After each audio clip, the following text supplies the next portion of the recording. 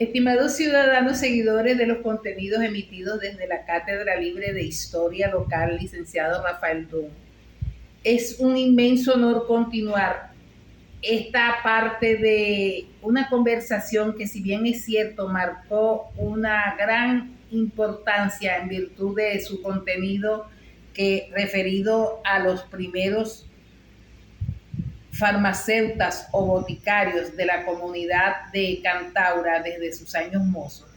No es menos cierto que en este nuevo segmento vamos a abordar otro tema con los mismos entrevistados, pero un tema que lleva mucho más que conversar, porque se trata de la posibilidad de dilucidar el poblamiento de nuestra cumpleañera Chamariapa, Cantaura. Si bien es cierto que tenemos como fecha de fundación 1740, no es menos cierto que en aquel tiempo se habló de que venían algunos indígenas de la zona norte, que llegaron indígenas de la parte de nuestros hermanos cumanagotos, por la zona noreste, y que por la parte noroeste nos vinieron pobladores desde la parte de Lunare, del agua de Barcelona, de las partes de aledañas a Guárico. También debemos significar que el mayor contingente humano que nos llegó fue de la parte suroeste por un lado, sureste por el otro, y es así como tenemos que hasta nuestro insigne hombre de fe, de leyes, de recuerdos y de amor, como fue don Monseñor Silvestre Guevara y Lira, resultó que nació en los terrenos o terruños del Cáriz.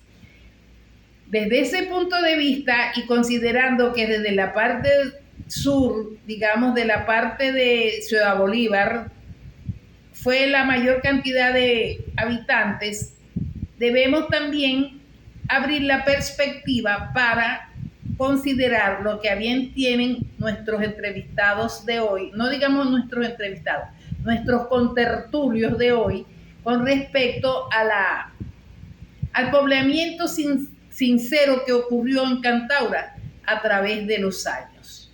Porque si bien es cierto que teníamos gente propiamente dicha ligada con nuestros hermanos cariñas, cumanagotos, y gente ya nacida aquí en los cruces genéticos que se daban por naturaleza, pues no es menos cierto que también nos llegaron gente de distintas latitudes y de distintas regiones, no solamente de Venezuela ni de la América, sino del mundo.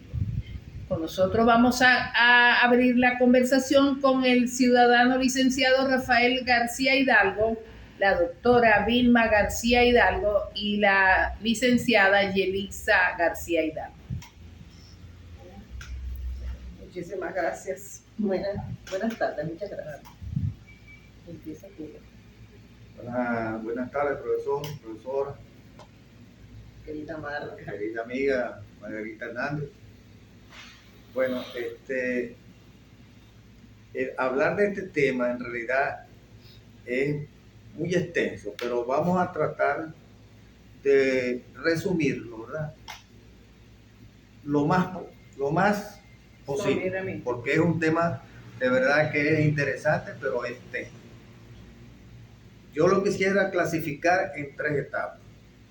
La primera etapa sería la época, digamos, en que se funda Cantaura hasta los años 20, 25, donde Cantaura era un pueblo pequeño, llegaba hasta lo que es hoy la Plaza Bolívar, no tenía petróleo, la gente vivía de la agricultura y de la ganadería. Por decirle, el municipio, creo que era Estado Bermúdez, y esto no era pequeño, pues. Y casi toda la zona por aquí alrededor vivía de eso, de la agricultura y de la ganadería. Los comerciantes en esa época eran muy reducidos, porque la comida se traía en mula, en burro, desde Barcelona, San Mateo, hacía escala en San Mateo, luego llegaba hasta Mara, ahí hacía escala, y luego hasta Cantabria, porque la vía para San Mateo era por aquí, por el Guario, por la vía Guario. Todavía están allí las líneas de telégrafo que pasaban por ahí, todavía queda algo de esas líneas antiguas. Y ellos pernoctaban en la finca Buenavista, era como un hotel. Y el señor, esa era propiedad del señor Franco García y Menia Ruiz. Ellos le preparaban allí comida a los bongueros, porque venían en esas mulas con sacos de arroz, sacos de maíz, sacos de medicina en bruto, sacos de frijol. Y luego llegaban hasta aquí, hasta la Plaza Bolívar, y allí los comerciantes recogían, compraban pues a esa gente toda esa mercancía. Y pernoctaban las mulas, los burros, allí frente a la alcaldía, que había unos árboles, inclusive por ahí hay una foto de la esquina donde ellos pernoctaban y amarraban su burro y su caballo, y para luego irse otra vez a su viaje, pues. Esa fue una época de pocos comerciantes. Había el señor Casimiro Lauren, las hermanas García, los hermanos Moreno, que tenían, creo que están todavía las bodeguitas, que una era La Muralla y el otra La Resistencia, de una señora de apellido Padrón, la Picha Padrón, y los Morenos, los hermanos Morenos. ¿Y tenía que ver con Juan Vicente Moreno? No, Juan Vicente Moreno era otro de otra gente. Él llegó después. Okay. Estamos hablando de 1920, okay. 25. Y don Natalio Cruz y Pedrito Cruz, que sí eran los primeros árabes y tenían un negocio establecido allí en toda la esquina de la plaza. Bueno, el comercio era muy reducido. Básicamente se limitaba a eso, pues al consumo de lo que traían, y el resto ellos se abastecían aquí de lo que producían. No había el petróleo, no había ningún boom petrolero ni nada. Posteriormente, a raíz de la migración masiva de Europa por la guerra, y allá y Franco, los que estaban en contra, los españoles que estaban en contra de Francisco Franco, empieza a migrar para acá, para Venezuela. Ya años 40. Años 40. Cantabria no se escapó de esas migraciones. Cuando ellos llegan aquí se encuentran, que es la segunda etapa de ellos, se encuentran con que aparece el petróleo. Empiezan las compañías petroleras, la Texas, la Sinclair, la Mobil, la Exxon, la Creole, la Soconi, y hay un boom. Lógicamente empieza a haber consumo. Ahí vienen las familias Alaví, que son prácticamente de los primeros árabes. Creo que con ellos vinieron los Naimes, y la familia Alaví, que era muy numerosa, y también la familia Naime, que ellos tenían una ferretería Caracas, en la esquina donde es el Capri hoy en día. Esa ferretería funcionó por muchos años. Esa era una gente maravillosa, igual que los árabes. Todos los árabes que vinieron aquí a Cantabria, excepcionales. ¿El Yamuni cuáles eran los Yamuni? Yamuni tenía venta de tela, pero Yamuni, posteriormente, ellos se mudaron para Naco. Okay. Y bueno, pero ellos llegaron aquí a Cantabria, hicieron vida, se casaron aquí en Cantabria. ¿Esos Naime es la misma gente de Adela? De Adela, sí. ¿Y de Mamú? No, Mamú es otra familia. Okay. Otra familia. Bueno, con ese boom petrolero empezaron a llegar, primero llegaron los árabes, pero también llegaron los españoles. Sí, los italianos. Llegó el señor Pedro Madariaga, llegaron los hermanos Moy, los Hogara, Ramón Vázquez, José Avanzo, de aquí, que vivía por aquí. Señor Enrique. El señor Enrique. Esa gente eran maestros de obra, buenos albañiles, buenos carpinteros, llegaron italianos, el señor Figarrota, llegó llegó el señor Salvador Brancato, el señor Paratore, que reparaba neveras y lavadoras, el señor Antonio Mendolía, que se casó con una muchacha de aquí de Cantabria, que era también y entre toda esa gente hubo uno que era excepcional, que yo creo que ese era un señor excepcional, que es el señor Sebastián y compañía. Ajá. Ese señor era de mucha cultura. Él tenía un negocio con su esposa, la señora Sara, y él fue un hombre de sacrificio, de una alta educación, como poco, y de una alta moral y un hombre de fe. En esa misma cantidad de italianos vino Lucchesi. Lucchesi vino en esa misma cantidad de italianos. Y un italiano que era zapatero, que estaba más abajo, que no era... El señor Nino Gallo. Ese era sastre, no era sastre. Sí. Pero entre ellos resaltó mucho el señor Companino, porque Companino tenía una luchería, era heladero, era barbero, reparaba lavadoras, reparaba televisores y hacía transporte. Era un hombre de 24 horas de trabajo. Rafael, y vinieron aquellas hermosas señoras muy altas y elegantes, que eran las que tenían la heladería de allá abajo. Bueno, eso es Santos. Eso es Pizza Santos. Pizza Santos. Esa era una familia también muy trabajadora. Él se vino huyéndole a Mussolini. Imagínate. Él siempre me contaba, yo pequeño me decía, ustedes... Esa es la familia donde existía una señora que le decían la nona. Sí, esa misma. Ellos, los españoles, se vinieron huyéndole a Franco y los italianos a Mussolini. Sí, pues. cómo no. Entonces aquí ellos vieron otro mundo, ¿entiendes? Y ellos, los hermanos, por lo menos los hermanos Berritela, trabajaron en la Placita Freite, construyendo la plaza, y todas las casas que están al lado de la Plaza Freite las construyeron ellas. Y trabajaban en todo, porque recuerda que en aquel periodo inicial hasta vendían agua por cisterna, y ellos fueron los que iniciaron ese trabajo. Bueno, fíjese una cosa, ¿ve?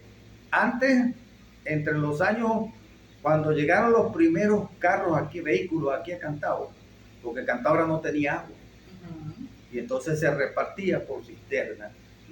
El agua la recogía en el río Terpequillo. Y un pionero de eso fue un señor muy honorable llamado Víctor Bastardo. Que ellos vivieron de la iglesia al lado de la iglesia, en una casa que se cayó ahí en la esquina, que se derrumbó. Bueno, esa casa se derrumbó porque el tiempo no pudo. Pues esa casa La famosa casa de los bastardos. De los bastardos. Esa casa la venció el tiempo, porque esa casa era del siglo antepasado. Esa casa la hicieron en el año 1840, si mal no me equivoco. O sea, que esa era una casa ya que no aguantaba. Y el que repartía el agua aquí era el señor Víctor Bastardo. Y algunos españoles, como uno llamado Paco, que lo llamaban Paco. También estaba Juanillo. También. Es que todos aportaron, mira, unos aportaron en la cultura, Sí. otros en la construcción, otros en servicio, otros trabajaron había uno que al lado frente a la plaza que se llamaba Nino, Ajá. que era ciclista y aparte era barbero. Había uno llamado Checato, que tenía que ver con la electricidad. Ese se mudó para Naco. Todavía están, no mucho murió. Bueno, fíjate. Dejó familia los Checatos. Ellos dejaron familia. Y así hay muchísimos que le han aportado en realidad a Cantabria y nadie los nombra. Sí. ¿Entiendes? En ese grupo de personas que usted acaba de nombrar, ¿vino algún sastre? Porque era característico entre los italianos. Nino Gallo. Nino Gallo dejó una escuela. Todos los sastres que están por aquí, usted conoce, son enseñados. Y Carmelo Lucchesi también no era sastre. Carmelo era sastre, sí. Carmelo era el sastre, por decir, el estrella de Cantabria. Y era bien amable. Y Cariñoso, bien todo amable. lo demás. Todos los que vinieron aquí a Cantabria. Ha debido haber aparecido también una persona con las máquinas esas de hacer café, las máquinas Esa la Gaya. tenía Companino, la original. Y para hacer la Él manteca. era el mío que tenía la máquina de hacer helado. También había uno que era joyero, que se llamó el señor Villallón. Él tenía una joyería de lujo, pues, y después él se mudó para Naco y allá, bueno, le fue bien, pues, porque a todos ellos les iba bien, porque ellos vinieron fue a trabajar. Sí. Tenemos Y Bastori. y Juan Bastos. Juan Bastori, que después hizo mucha fortuna, Sí. ¿verdad? Sí. Fue después concesionario de automóviles. Los hermanos Acur, ellos vinieron, pero ellos pasaron poco tiempo en Cantabria y de ahí se fueron a Naco. Pero vinieron que en los años 85, 90. No, 70, parte hasta de 70. Ah, y cuanto a médicos profesionales de la medicina, porque Bueno, aquí había un doctor que era partero, que se llama, el nombre no me acuerdo, pero le decían el negro Velázquez. De ese se Él llamaba tenía- Abelardo Velázquez.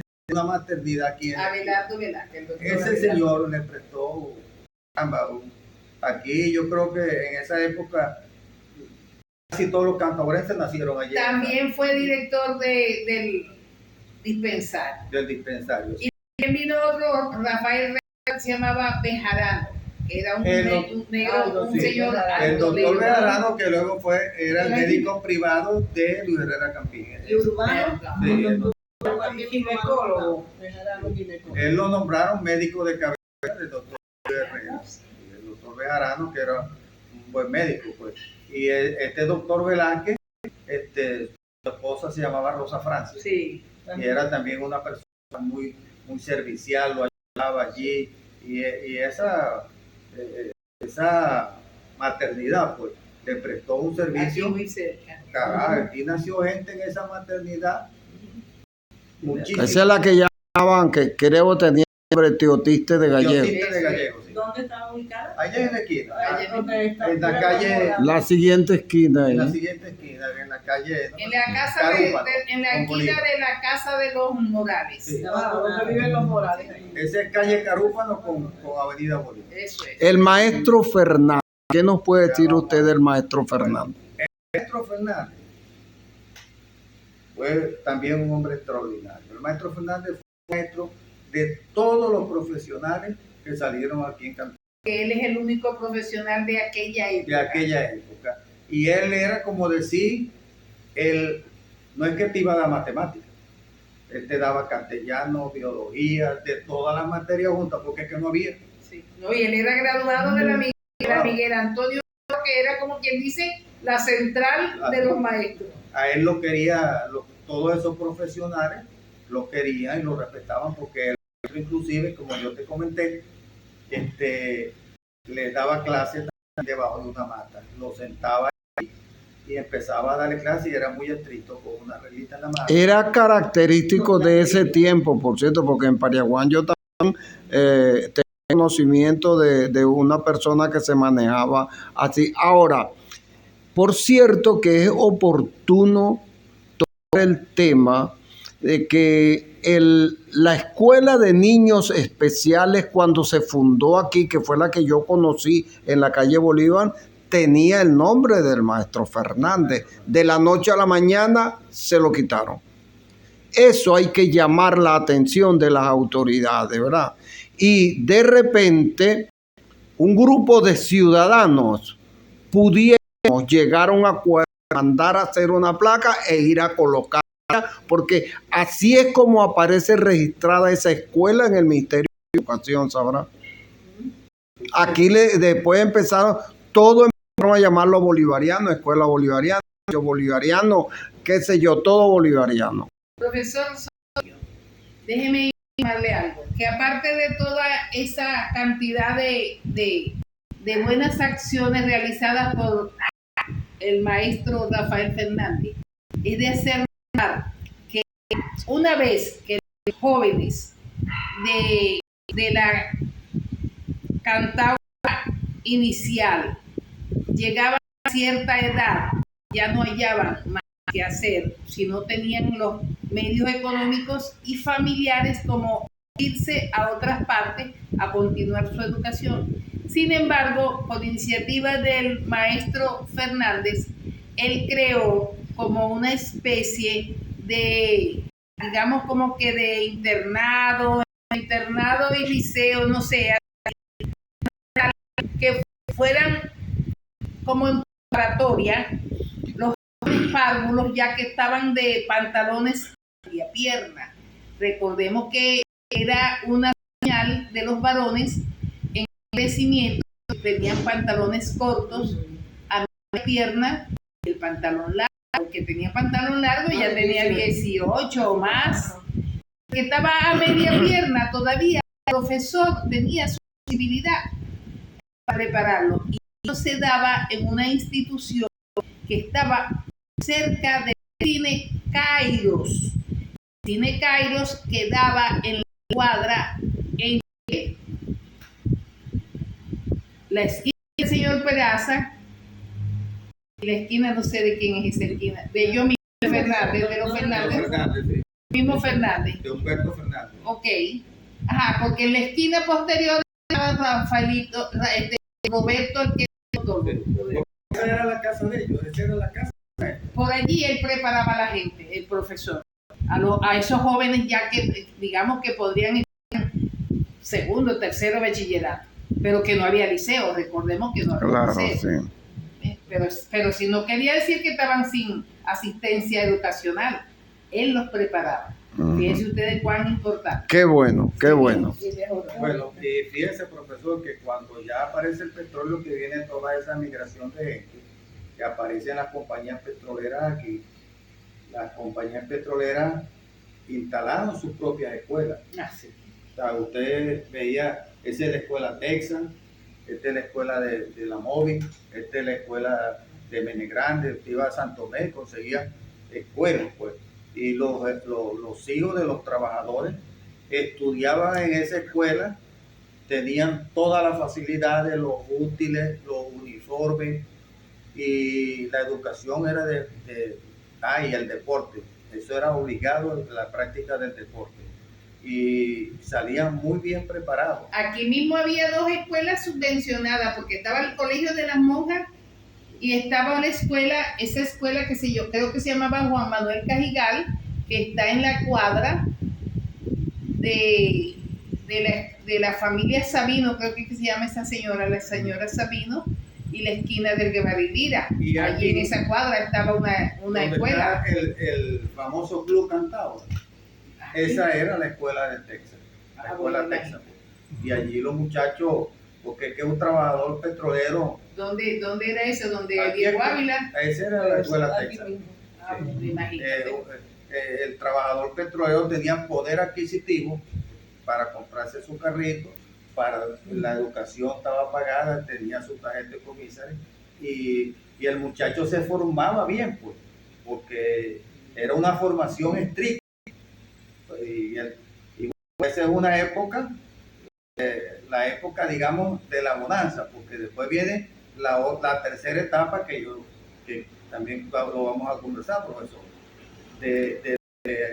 Ha sido la actividad económica, pues, digamos, desde el comercio, todo. Sí, todo lo que ha sido. La contribución de los foráneos, sí, con respecto a... Ahí aparecieron, con las petroleras aparecen los comercios, ahí sí se llena el pueblo de comerciantes, de bienes, aparece la electricidad, que no existía, la electricidad era del señor Ramón Guzmán, una planta que estaba por allá. De eso vamos a hablar ahorita.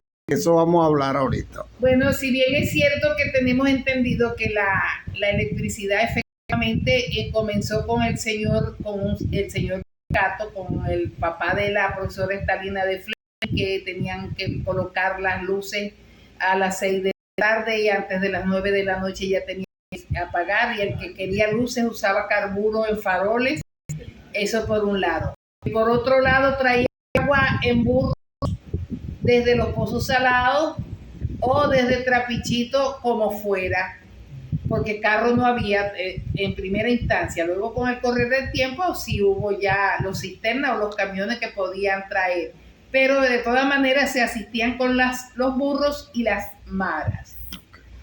Vamos a cortar este segmento en esta parte y luego consideraremos la posibilidad de extender cada servicio con cada progreso que se haya dado en el tiempo, y aquí vamos a utilizar todos los saberes que tienen estos contertulios de hoy para conocer los aportes en cada rama del progreso cantaurense.